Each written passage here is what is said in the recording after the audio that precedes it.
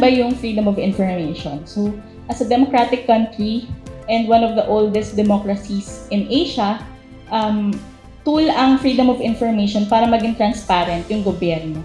So kapag hindi nagbibigay ng impormasyon ng gobyerno, hindi siya transparent, hindi siya nag-comply sa democratic ideals.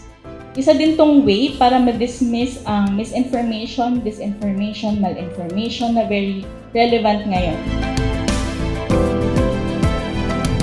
So you can see here during our discussion or during your inputs that we could talk about dystonia, we could talk about mental health, we could talk about farmers as well, because there are so many misconceptions going on. Your generation right now, social media is fast, right?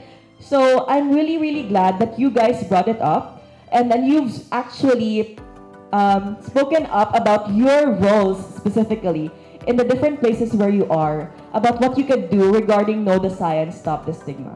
And I'm also glad that you were able to talk about how to apply this in relation to the freedom of information. So now that you know that there is another place where you can find correct information, then you can request information like that, especially government-related information, then it's great that you can advocate for this as well, diba? You know, in a world or in the internet where there's so much fake news, you have a few places like the FOI that gives you correct or proper information.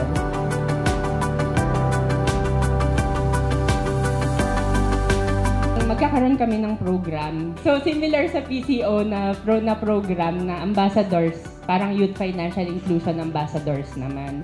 So sobrang gandang program ito ng PCO, kaya parang nakita namin na magiging effective to na way rin to push for financial inclusion and education. Triumvirate yan eh. So financial inclusion, tapos may complementary objective siya na financial education at consumer protection.